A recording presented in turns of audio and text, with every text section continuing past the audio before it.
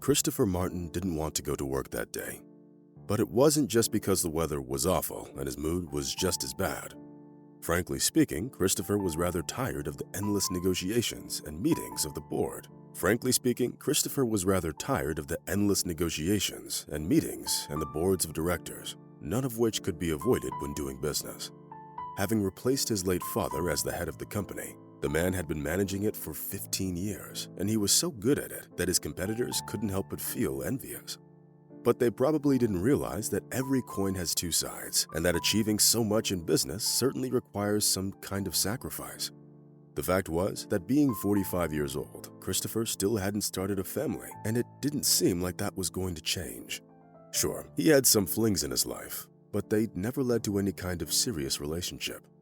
The businessman was already at that age when he considered starting something new to be a thankless task, if not meaningless. At the same time, Christopher always remembered that there was once a great love in his life. It happened 20 years ago when he was still young and full of energy. Life seemed simple and predictable, especially since his father was the one to make all the important business decisions. He met Maggie at a college Thanksgiving party. The young people immediately liked each other and spent most of the evening together. Maggie Simons was an orphan whose parents died in a car accident. But Christopher didn't care about it. He never judged people by their wealth, but rather by their personal qualities and appearance. Unfortunately, Christopher's parents didn't share his views, and therefore they tried to get Christopher to break up with Maggie ever since they met her. "Son, why would you want anything to do with this orphan? Trust me, marrying Maggie won't get you anything but problems," Christopher's mother said. But the young man was confident in this choice and didn't need advice from his parents. Their relationship was rapidly moving towards marriage, which was obvious to anyone who knew Christopher and Maggie personally. By that time, the couple had already moved in together into a rented house outside the city, located near the river and a forest. Christopher thought back to that time with feelings of tenderness and nostalgia. In order to prove that his intentions were serious, the young man gave Maggie a beautiful silver bracelet in the form of a twisted snake enveloping the owner's wrist. The snake's eyes were made of small diamonds, and the forked tongue was made of amber. Maggie's eyes shone with happiness, and Christopher realized that he'd chosen the perfect gift. Even 20 years later, Christopher remembered that beautiful day in great detail. Their life seemed perfect and unhurried, bringing the couple closer to the imminent wedding. Once in a while, the young people took walks in the forest and went for a swim in the river. But as it often is the case, their dreams weren't meant to come true. It all started with the fact that having come home early from work one day, Christopher found the house empty. Having decided that Maggie went for a swim, the man quickly walked towards the river. But when Christopher saw Maggie's clothes laying neatly folded by the water, he couldn't help but get worried. The woman was nowhere to be found, which extremely alarmed Christopher, who tried his best not to think about the fact that his fiance could have drowned. There are no words to describe the kind of heartache Christopher endured. Drivers and search parties combed the bottom of the river for several days, but they never found Maggie's body. "The current is very strong here. It could have carried the body well outside the state," one of the rescuers said. Despite the opinion of the experts, Christopher stubbornly refused to believe that his beloved fiancée had really drowned. Time passed, but they never found Maggie. Of course, time heals all wounds and dulls the heartache. Now the man only felt sad when he looked at Maggie's picture in the album. And now, having gone through the family photos, Christopher touched Maggie's picture with tears in his eyes. Having pulled himself together, the man decided to go to work after all, preparing to spend another unremarkable day there. The situation was further complicated by the fact that Christopher was going to have some important negotiations in the week, which were going to be attended by important guests from a neighboring state. But Christopher wasn't upset about the negotiations per se.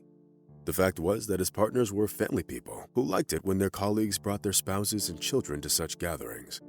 To Christopher's great chagrin, he didn't have either. He didn't even have a serious girlfriend in his life. It wasn't a problem for the most part. But on the other hand, this fact could influence his partner's opinion of him, which in turn could influence the negotiations. "Well, it's not like I can get married and have children in a week, so I'll have to come to the meeting alone and just hope for the best, I guess," Christopher thought. Since the house in which the businessman lived was located at a considerable distance from the city, the road to his office took him about half an hour. In the time that Christopher had been managing the firm, he'd studied the route down to the smallest detail. He'd known every pothole, every fallen tree, and every road sign. At that point, Christopher could drive the route with his eyes closed. But that day, he noticed something on his way that wasn't there before. About half a mile into his drive, the businessman saw a woman who was standing on the side of the road. There was a table with glass containers of milk on it in front of the stranger. At first, Christopher wanted to drive by, but when he saw the sadness frozen in the woman's eyes, he stopped abruptly. The man suddenly felt for the stranger, who had to stand by the road in such bad weather. "Good morning, miss. I would like to buy all the milk you're selling," Christopher said with a smile. A spark of hope immediately flashed in the young woman's eyes. "Thank you, sir. You're my best customer. I never even hoped to sell everything so quickly." The stranger babbled in embarrassment. "It's okay. It's no trouble at all," Christopher answered immediately.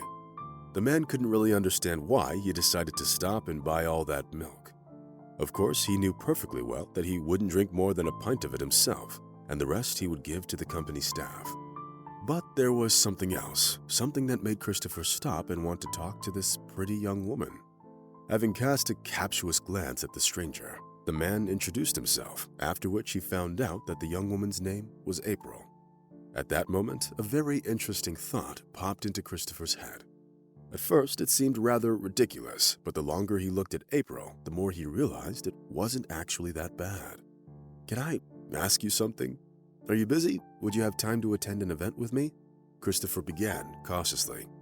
Hearing the man's question, the young woman looked taken aback and blushed deeply. Apparently, April thought that Christopher wanted to ask her out. At that moment, the businessman realized what a mistake he'd made and hurried to rectify the situation. "Oh, no, sorry, that's not what I meant. I'm not asking you out on a date. I'd need you in a completely different capacity. How do I explain it? The thing is, I have an important business meeting coming up, and all the partners will be there with their families. So I wanted to invite you to attend it as my daughter. Nobody would know who you really are. The fate of my company really depends on these negotiations," Christopher blurted out quickly. After listening to the older businessman, April thought about it for a bit. Of course, the young woman was grateful to this man for saving her from having to stand by the road for a few more hours. But agreeing to pretend to be someone's daughter wasn't exactly an easy decision to make. "Don't worry, I'm a decent person, and I'm aware that my proposal may sound strange. Here's my ID. If you want to, you can find information about me on social media. I really am a businessman. My name is Christopher Martin." The man hastened to reassure the milkmaid. The young woman's face had doubt written all over it. "Also, I will generously pay you for your time, so you won't need to sell your milk by the road anymore," Christopher hastened to add. He could feel it in his heart that April wasn't exactly thrilled about having to sell milk by the road. The man knew that there had to be a reason that turned her into a street vendor. At the mention of a good reward, April smiled and said, "A generous reward certainly sounds good, but I don't have a lot of free time. I work as a milkmaid on a farm and only sell milk when I get a little time off." Christopher raised an eyebrow in surprise, but refrained from commenting, realizing that April was keeping something from him. "My mother is sick.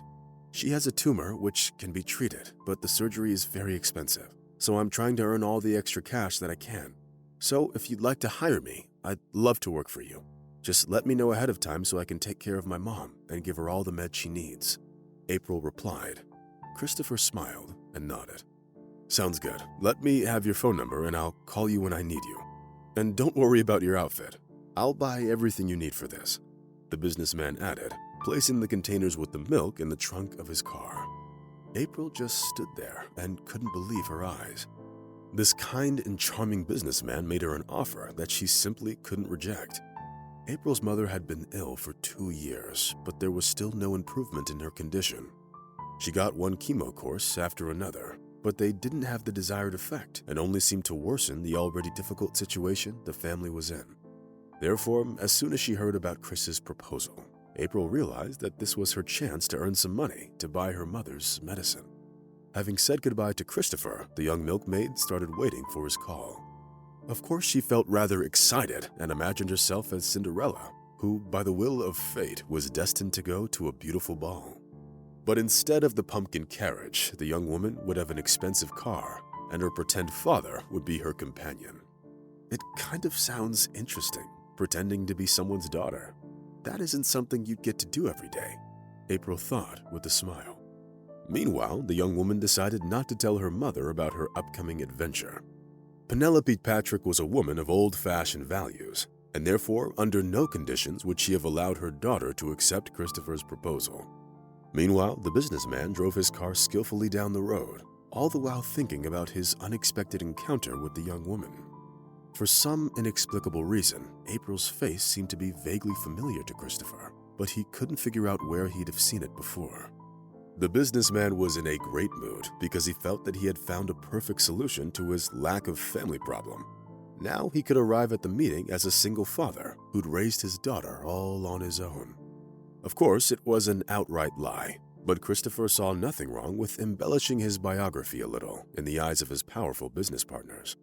In the days remaining before the meeting, the businessman carefully thought about his legend in order not to mix up any names, years, or dates. Christopher also didn't forget about the promise he made to April and personally took her shopping. The generous businessman told the young woman to get whatever she wanted. April was very excited as she could now get things that she didn't even dare to dream of before. "I look so beautiful," April said, looking at her own reflection in the dressing room mirror. But when Christopher saw her in the evening gown, he was stunned.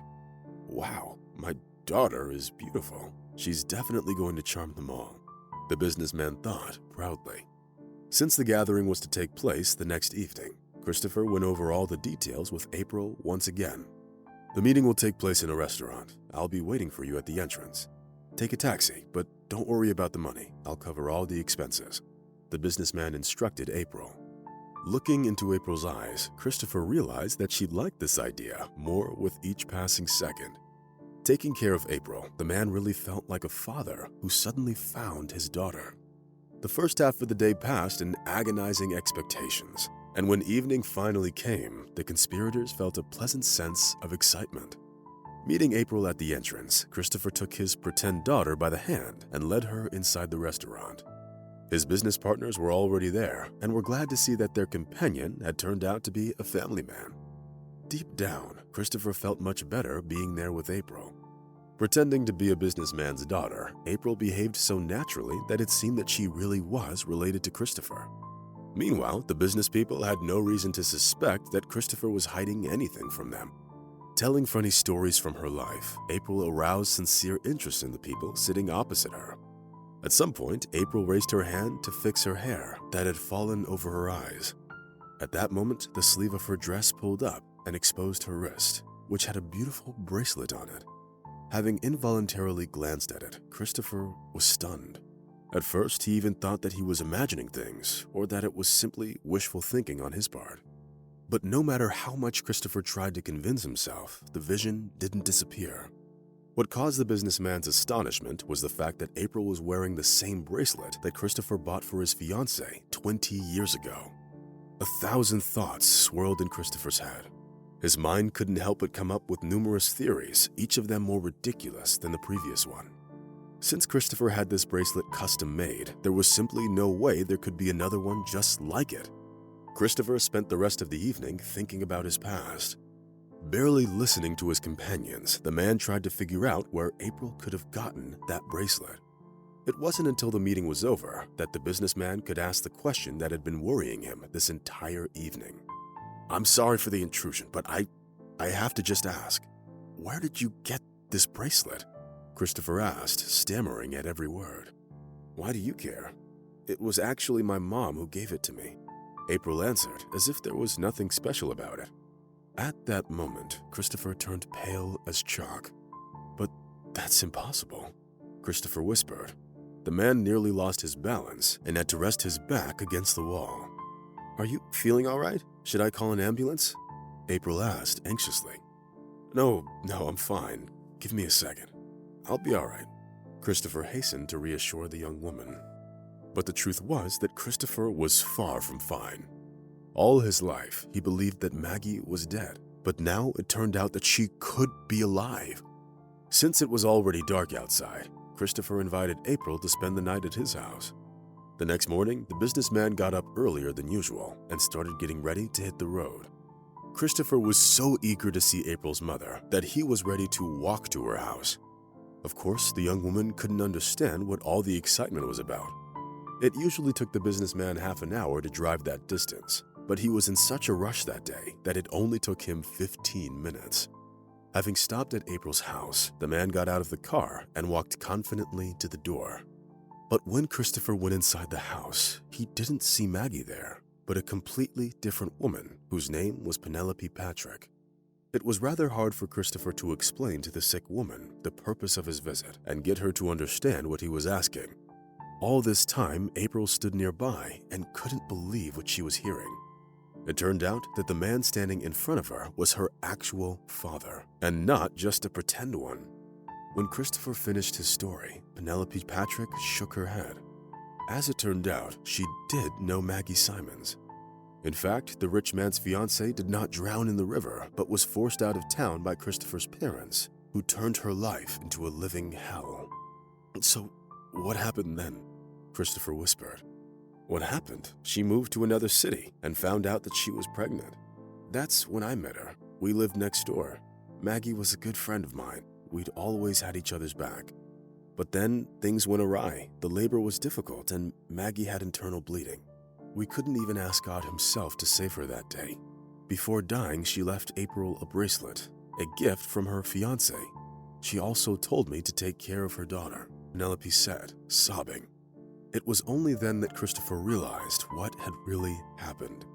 As it turned out, his parents used all kinds of threats and blackmail to force his fiancée to fake her own death and disappear from Chris's life forever. Of course, the businessman wasn't going to sort things out with his mother. After his father's death, the woman was in very poor health and spent most of her time in the hospital.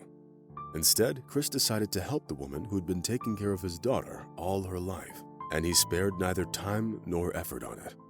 About a week later, Penelope had her surgery. It was successful.